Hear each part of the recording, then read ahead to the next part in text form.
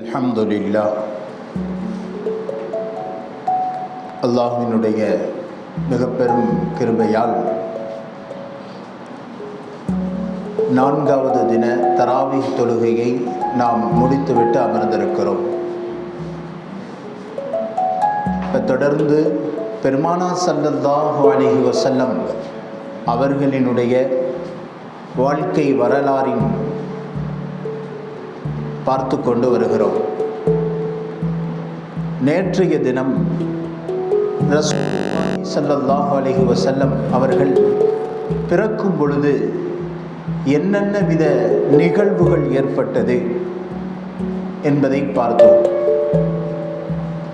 அப்ப ரசூலுல்லாஹ் சிரித்த நிலையிலும் சஜ்தா செய்த நிலையிலேயும் பெருமானார் பிறக்கும் சமயம் கஸ்தூரி மனம் கமழ்ந்து கொண்டிருக்கக்கூடிய நிலையிலும் அவர்களுடைய முதுகில் ஹாத்தமுன் நபி, இறுதி நபி என்ற முத்திரை பதிக்கப்பட்ட நிலையிலேயும் ஹத்னா சுன்னத் செய்யப்பட்ட நிலையில் ரசூலுல்லாஹ் பிறந்தார்கள் என்று வரலாற்றில் பதிவு செய்திருக்கிறார்கள். அடுத்ததாக பெருமானார் பிரசவமாக கூடிய நேரத்திலே சில பெண்கள் இருந்தார்கள். அதான் சொல்லுவாங்க, சில பெண்கள் இருப்பது இருக்கிறதே, நல்லவர்களோடு சேர்ந்து இருக்கக்கூடிய சுஹபத், தோழமை, அது அவர்களுடைய வம்ச வழியையும் மிகச் சிறப்பானதாக மாற்றியமைக்கும். தோழமை, நல்ல விஷயங்களை செய்ய வேண்டும் என்ற ஆர்வம், நல்லவர்களோடு சேர்ந்து இருக்க வேண்டும் என்ற தேட்டம், இவைகள் அனைத்துமே அவர்களுடைய அடுத்து வரக்கூடிய வம்ச வழியையும் அது பாதுகாக்கும், நன்மையை தரும் என்பதில் அல் குர்ஆன் சான்று பகர்கிறது. ஒரு பெண் ஒரு நல்ல காரியத்தை செய்கிறார், பின்வரக்கூடிய சமுதாயமும் அந்த பெண்ணின் மூலமாக உருவாகக்கூடிய சந்ததியும் இந்த நன்மையினால், இந்த நற்செயலினால் சிறப்படையும் என்பதில் எந்த கருத்தும் மாற்று கருத்தும் கிடையாது. கஅப் சூரத்துல் கஹ்ஃபிலே 15வது ஜுஸு, இந்த 15வது ஜுஸுவிலே ஒரு இடத்தில் அல்லாஹ் சொல்லுவான், நபி மூசா அலைஹிஸ்ஸலாம் ஒரு சுவற்றை சரி செய்வார்கள். அந்த ஊர் மக்கள் நபி மூசாவிற்கு கஷ்டம் கொடுத்தார்கள், இருந்தாலும் சுவற்றை சரி செய்வார்கள், அல்லாஹ்வினுடைய கட்டளை. பிறகு அல்லாஹ் சொல்லுவான், வகான அபூஹுமா சாலிஹா. ஏன் இந்த சுவற்றை நான் சரி செய்ய சொன்னேன் தெரியுமா? இந்த குழந்தைகள், இவர்களுடைய பெற்றோர்கள் ரொம்ப நல்லவர்களாக, கொடை கொடுக்கக்கூடியவர்களாக, தான தர்மங்களை அதிகம் செய்யக்கூடியவர்களாக இருந்தார்கள். எனவே இவர்களுடைய சொத்தை பாதுகாப்பதற்காக வேண்டித்தான் நாம் அந்த சுவற்றை சரி செய்ய சொன்னோம். காரணம், அந்த சுவற்றுக்கு கீழ் இவர்களுடைய சொத்து புதைக்கப்பட்டிருந்தது. அது அவர்களுடைய சந்ததியிற்கு போய் சேர வேண்டும் என்பதற்காக அதை நாம் பாதுகாத்து வைத்தோம் என்று மூசாவிற்கு அல்லாஹ் சொல்லுகிறார். அப்போ ஒரு பெற்றோர் செய்யக்கூடிய நற்காரியங்கள் இவர்களுடைய சந்ததிக்கும் அது போய் சேரும் என்பதில் எந்த மாற்று கருத்தும் இல்லை. அதற்கு மாற்றமாக ஒரு பிள்ளை செய்யக்கூடிய தவறு அவர்களுடைய பெற்றோரையும் பாதிக்கும் என்பதிலும் எந்த மாற்று கருத்தும் இல்லை. அல் குர்ஆன் பேசுகிறது. மரியம் அலைஹிஸ்ஸலாம் போறாங்க, கொஞ்சம் காலங்களை கழித்து ஒரு குழந்தையோடு வருகிறார்கள்.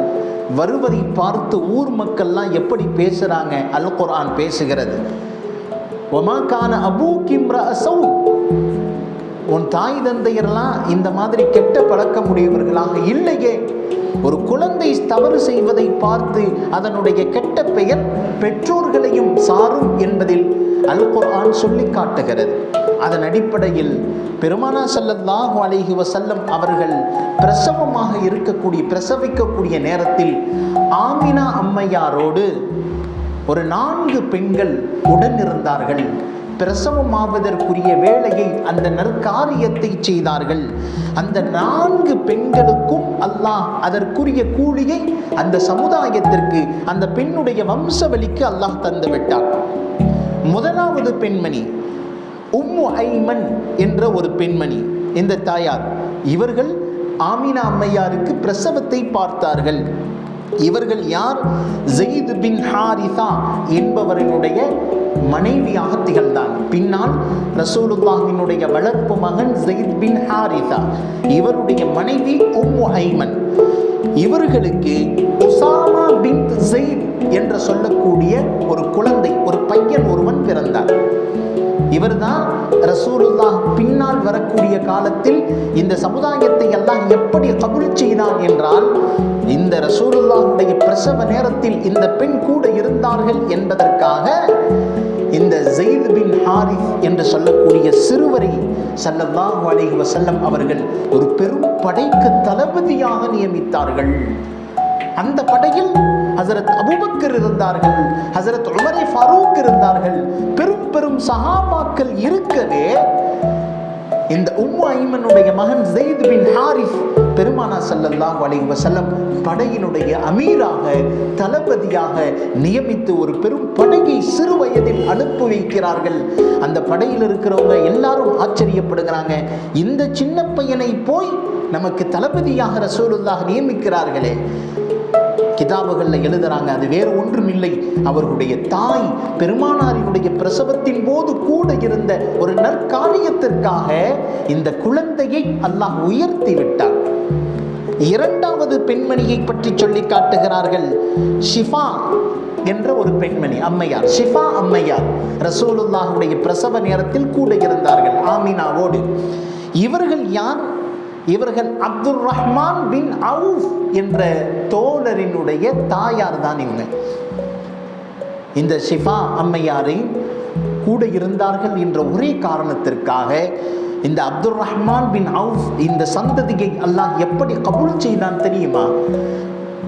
பெருமானார் ஸல்லல்லாஹு அலைஹி வஸல்லம் அவர்கள் 10 நபர்களை சொர்க்கவாதி என்று சொல்லுவார்கள். உலகத்தில் வாழும் காலத்திலேயே அவர்களுக்கு அரபியில் அஷரத்துல் முபஷரா, சொர்க்கவாதி என்று சோபனம் சொல்லப்பட்டவர் 10 தோழர்கள்ல ஒருத்தர் அப்துர் ரஹ்மான் பின் அவுஃப். யார்? அந்த ஷிஃபா அம்மையாரினுடைய மகனார் அப்துர் ரஹ்மான் பின் அவுஃப். பெருமானார் ஸல்லல்லாஹு அலைஹி வஸல்லம் உலகத்திலேயே சொர்க்கவாதி என்ற சர்டிஃபிகேட்டை ரசூலுல்லாஹ் தந்தார்கள். அது மாத்திரமல்ல, பெருமானார் ஸல்லல்லாஹு அலைஹி வஸல்லம் அவர்கள் ஒரு நேரத்தில் சொன்னார்கள், இந்த அப்துர் ரஹ்மானிற்கு அல்லாஹ் எவ்வளவு பெரிய பொருளாதாரத்தை தருவான் என்றால், ஒரு நேரம் வரும், அந்த நேரத்திலே மதீனா நகரம் இவருடைய வியாபார சரக்கினுடைய ஒட்டகைகளினால் முழு மதீனா நகரம் புழுதியால் மூடப்பட்டிருக்கும் என்றார்கள் ஸல்லல்லாஹு அலைஹி வஸல்லம். அந்த அளவிற்கு. இன்னும் சொல்ல போனால் அப்துர் ரஹ்மான் பின் அவுஃப் ரலியல்லாஹு அன்ஹு அவர்கள் வஃபாத் ஆகக்கூடிய நேரம், வஃபாத் ஆயிட்டாங்க. அந்த நேரத்தில் அவர்களுடைய வீட்டினுடைய வாசல்களை தோண்டப்படுகிறது, இடிக்கப்படுகிறது. அந்த நேரத்தில் அவர்களுடைய வீட்டினுடைய அடிப்பகுதியில் தங்கத்தினால் ஆன பாலங்கள் செய்யப்பட்டிருந்தது.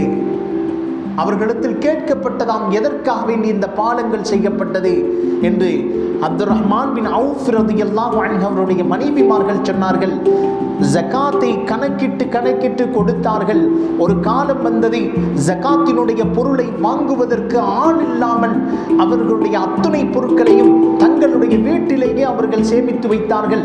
அந்த அளவிற்கு முழு மதீனா நகரமும் செல்வ செழிப்பால் விளங்கிக் கொண்டிருந்தது. அந்த ஜகாத்தினுடைய பொருட்கள் முழுவதும் வாங்குவதற்கு ஆள் இல்லாத நிலையில் ஹதரத் அப்துர் ரஹ்மான் பின் அவுஃப் ரலியல்லாஹு அன்ஹு இருந்தாங்க. பெருமானாருடைய வஃபாத்துடைய நிகழ்வு. அதற்கு பிறகு ஆயிஷா ரலியல்லாஹு அன்ஹா அவங்க தன்னுடைய அடிமை பெண்ணிடத்தில் கேட்கிறாங்க, என்ன வீட்டின் வெளியே ஒரு பெரிய சப்தம் ஒன்று கேட்கிறது. வேகமாக அடிமை வெளியே போய் பார்க்குறாங்க, சரக்குகள் நிரம்பிய ஒட்டகங்கள் வந்து கொண்டிருப்பதை பார்த்தாங்க. பார்த்துட்டு விசாரிச்சுட்டு வந்து சொல்றாங்க, அப்துர் ரஹ்மான் பின் அவுஃப் ரலியல்லாஹு அன்ஹுடைய சரக்கு ஒட்டகங்கள் வந்து கொண்டிருக்கிறது என்று சொல்லும் பொழுது ஆயிஷா ரலியல்லாஹு அன்ஹா அவர்கள் சொல்லுவார்கள், பெருமானார் ஸல்லல்லாஹு அலைஹி வஸல்லம் அவர்கள் சொன்னது இன்றைக்கு நிதர்சனமாக நான் பார்த்து கொண்டிருக்கிறேன். பெருமானார் அன்றைக்கு சொன்னார்கள், அப்துர் ரஹ்மான் பின் அவுஃபினுடைய வியாபார சரக்குகளின் மூலமாக முழு மதீனா நகரமும் புழுதியால் மூடப்பட்டு போகும் என்றார்கள். இன்றைக்கு ஷாம் தேசத்திலிருந்து மதீனா நகரம் வரைக்கும் அல்லாஹ் அவர்களுடைய வியாபார பொருட்களுடைய ஒட்டகைகளை அனுப்பி வைத்திருக்கிறான் என்றால் அல்லாஹ் அந்த அளவிற்கு கபூல் செய்திருக்கிறான். இந்த கபூலியத் அவர்களுடைய தாய் நற்காரியங்களில் ஈடுபட்டதினால் தான் என்று வரலாற்று ஆசிரியர்கள் பதிவு செய்கிறார். அந்த ஷஃபா அம்மையாரினுடைய மகன்தான் அப்துல் ரஹ்மான் பின் அவுஃப். மூன்றாவது ஃபாத்திமா உம்மு உஸ்மான் மின் அபில் ஆஸ். ஃபாத்திமா என்ற பெண்மணியும் பெருமானாரினுடைய பிரசவ நேரத்தில் இருந்தார்கள். இவங்க யாரு என்று சொன்னா உஸ்மான் பின் அபில் ஆஸ் என்ற தோழரினுடைய தாய். இந்த உஸ்மான் பின் அபில் ஆஸை ரசூலுல்லாஹ் எப்படி கண்ணியப்படுத்தினார்கள், அவர்களுக்கு அல்லாஹ் எப்படி கல்வி ஞானத்தை கொடுத்திருந்தான் தெரியுமா? இந்த சின்ன காரியத்தில் இணைந்ததுனால இந்த பெண் மக்களினுடைய வம்சவழியை அல்லாஹ் கபூல் செய்து விட்டான். எந்த அளவுக்கு வருகிறது என்று சொன்னால், சஹாபாக்களுக்கு மார்க்க சட்டத்தில் ஏதேனும் ஒரு சந்தேகம் இருக்குமேயானால் நேராக உஸ்மான் பின் அபில் ஆஸிடத்தில் செல்லுவார்கள். பெருமானாரினுடைய நிகழ்வுகளை கேட்டு தெரிந்து தங்களுடைய சட்ட சந்தேகங்களை நிவர்த்தி செய்து கொள்ளுவார்கள். கிதாபுகள் அவர் அந்த அளவிற்கு மார்க்க தீர்ப்புடைய விஷயத்தில் அல்லாஹ் அவர்களை உயர்த்தி வைத்திருந்தான். குர்ஆனினுடைய ஞானத்தை அல்லாஹ் கொடுத்தான். ஹதீஸினுடைய ஞானத்தை உஸ்மான் பின் அபில் ஆஸுக்கு அல்லாஹ் கொடுத்தான். காரணம் இந்த பெற்றோரினுடைய நற்காரியம். அடுத்து நான்காவதாக சொல்லி காட்டுகிறாங்க ஷைபா என்று சொல்லக்கூடிய ஒரு பெண்மணி. இவங்க யாரு? அபூலஹபினுடைய அடிமை. இந்த பெண்ணும் ரசூலுல்லாஹுடைய பிரசவ நேரத்தில் கூட இருந்தார். அடிமை என்று சொன்னா அந்த காலத்துலலாம் நாம நினைத்ததை போல ஆடை உடுத்த முடியாது, நினைச்ச இடத்துக்கு போக முடியாது, எஜமானினுடைய அனுமதி இல்லாம எதையும் செய்ய முடியாது. சொன்ன வேலையை தவிர்த்து வேறு எதுவும் செய்ய முடியாத இக்கட்டான சூழ்நிலை இந்த பெண்ணுக்கும் இருந்தது. இந்த ஷஅபா பின்த் அபில் அமத்து அபீலஹப் எப்பொழுது ரசூலுல்லாஹினுடைய பிரசவத்தில் கூட இருந்தாலோ இந்த பிரசவத்தினுடைய சந்தோஷத்தினால் உடனே அபூலஹப் இந்த பெண்ணை உரிமை விட்டு விட்டார். இவர் சுதந்திர பெண்ணாக அந்த நேரத்திலேயே மாறிவிட்டாள் என்பதாக வரலாறுகளில் பதிவு செய்கிறார். யோசித்து பார்க்கிறோம்.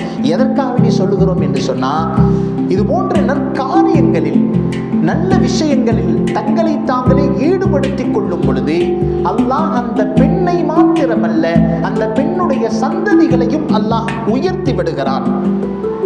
கைரோவில் அஸ்ஹரியா யூனிவர்சிட்டி இருக்கிறது. அந்த அஸ்ஹரியா யூனிவர்சிட்டிக்கு பக்கத்தில் நஃபீசா அம்மையாருடைய கபர்ஸ்தான் இதுவரைக்கும் இருக்கிறது. கபர்ஸ்தான், அந்த கபர்ஸ்தான்ல பொது எரிதப்பட்டு இருக்கிறதா.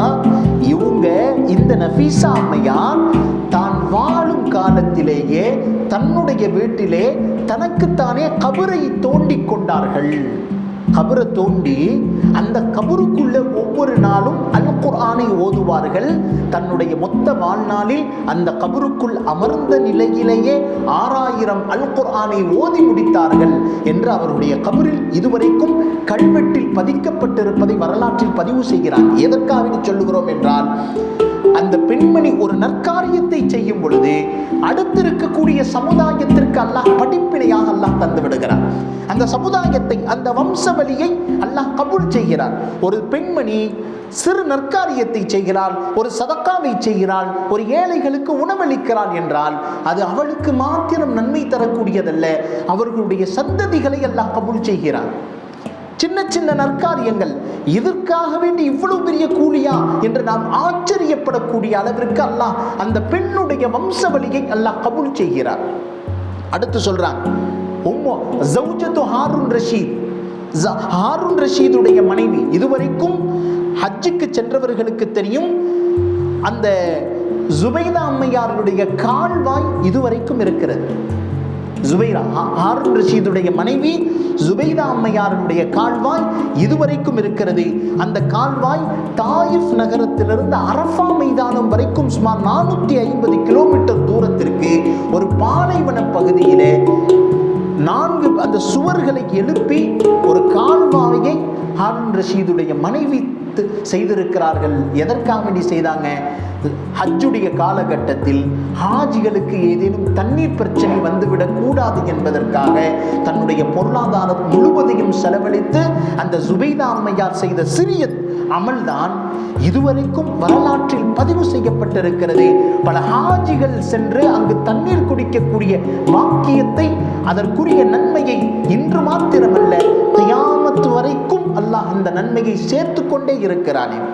நாம் செய்யக்கூடிய சின்ன சின்ன காரியங்கள், அதை அல்லாஹ் ஜல்ல ஷானஹு வ தஆலா நாம் மாத்திரமல்ல, அதை நாம் தொடர்ந்து செய்யும் பொழுது அந்த பெண் மக்களுடைய குழந்தைகளை அல்லாஹ் கபூல் செய்கிறான். அதற்காக வேண்டிதான் பெண்கள் அதிகமாக தொழுவதற்கும் நோன்பு வைப்பதற்கும் குர்ஆனை ஓதுவதற்கும் ஞாபகப்படுத்திக் கொண்டே இருக்கிறது மார்க்கம்.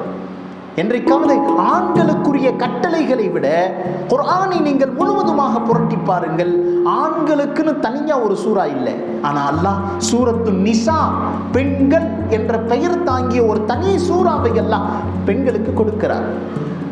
மற்ற எந்த இடத்திலேயும் அல்லாஹ் பெண்களுடைய பெயரை சொல்லி கூப்பிடுவதில்லை. ஆனால் சூரத்துல் மரியமில் அல்லாஹ் மரியம் அலைஹிஸ்ஸலாத்திற்கு அல்லாஹ் தனியாக பெயரை சொல்லுகிறார். இன்னொரு இடத்தில் 4 பெண்களை எல்லாம் சிறப்புப்படுத்தியே சொல்லுகிறார். தரபல்லாஹு மஸலல் லில்லதீன இம்ரஅத ஃபிர்அவுன், ஃபிரௌனுடைய மனைவி ஆசியா அம்மையார், மரியம் அலைஹிஸ்ஸலாம், ஹதீஜா ரலியல்லாஹு அன்ஹா, இது போன்ற பாக்கியசாலிகளுடைய பெயர்களை சொல்லி அல்லாஹ் சொல்லுகிறான். இந்த பெண் மக்களை போல நீங்கள் உதாரண புருஷர்களாக நீங்கள் மாறுங்கள் அல்லாஹ் சொல்லுகிறான். சில பெண்களை அல்லாஹ் சொல்லுகிறான், இப்படி நீங்கள் ஆகிவிடாதீர்கள் என்று சொல்லி லூத்துடைய மனைவி, இன்னும் சில நபர்களை பற்றி அல்லாஹ் சொல்லுகிறான், இந்த பெண்களை போல நீங்கள் இருக்க வேண்டாம். பெண்களுக்கு அல்லாஹ் நிறைய இடங்களில் கட்டளைகளை சொல்லிக் கொண்டே இருக்கிறார். அப்ப ரசூலுல்லாஹி ஸல்லல்லாஹு அலைஹி வஸல்லம் அவர்கள் பிறக்கக்கூடிய இந்த பிரசவ நேரத்தில் உடன் இருந்தார்கள் என்ற ஒரே காரணத்திற்காக அல்லாஹ் இந்த 4 பெண்களினுடைய வம்சவழியை அல்லாஹ் ஜல்ல ஷானஹு வ தஆலா கபூல் செய்தான். அதில் முதல் பெண்மணி உம்மு ஐமன், இரண்டாவது பெண்மணி ஷிஃபா, மூன்றாவது பெண்மணி ஃபாத்திமா, நான்காவது பெண்மணி ஷஅபியா என்ற ஒரு 4 பெண்களை அல்லாஹ் அவர்களுடைய வம்சவழியை கபூல் செய்தான். சொல்லக்கூடிய நோக்கம் என்ன? அடுத்து ரசூலுல்லாஹி ஸல்லல்லாஹு அலைஹி வஸல்லம் அவர்களுடைய தந்தையின் நிலைமை என்ன ஆனது? பெருமானார் ஸல்லல்லாஹு அலைஹி வஸல்லம் அவர்களுடைய தந்தையின் நிலைமை, அவர்களுடைய தந்தையின் பெயர். ஏன் இதை மார்க்க வல்லுநர்கள் சொல்றாங்கன்னா, குறிப்பாக பெருமானார் மாத்திரமல்ல, அதற்கு அடுத்து தன்னுடைய வம்சவழியில் ஒரு 5 தலைமுறையினுடைய பெயரை நாம் தெரிந்து வைத்திருக்க வேண்டும். ரசூலுல்லாஹ் அவர்களுடைய தந்தையின் பெயர் அப்துல்லா, அவர்களுடைய தந்தையின் பெயர் அப்துல் முத்தலிப், அவர்களுடைய தந்தையின் பெயர் ஹாஷிம், அவர்களுடைய தந்தையின் பெயர் அப்துல் முனாஃப், அவர்களுடைய தந்தையின் பெயர் உஷா. இப்படியாக 5 தலைமுறைகளின் முறையினுடைய பெயரை ஒவ்வொரு நபரும் தெரிந்து வைத்திருக்க வேண்டும் என்று மார்க்க சட்ட வல்லுநர்கள் எழுதி காட்டுறாங்க. அப்ப பெருமானாரினுடைய தந்தை அப்துல்லா, ரசூலுல்லா தாயின் வயிற்றில், ஆமினாவினுடைய வயிற்றில் இருக்கும் பொழுது 6வது மாதத்திலேயே அப்துல்லா வஃபாத் ஆகி விடுகிறார்கள்.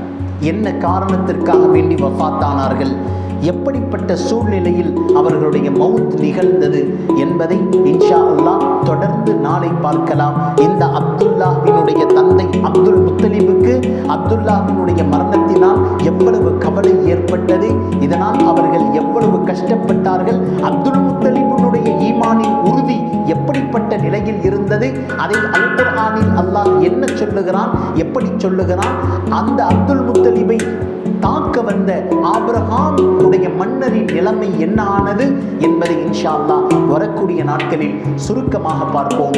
எதை சொன்னோமோ எதை கேட்டோமோ அதன்படி அமல் செய்வதற்கு அல்லாஹ் நம் அனைவருக்கும் தௌஃபீக் செய்வானாக. வாஹிரு தஅவானா அனில்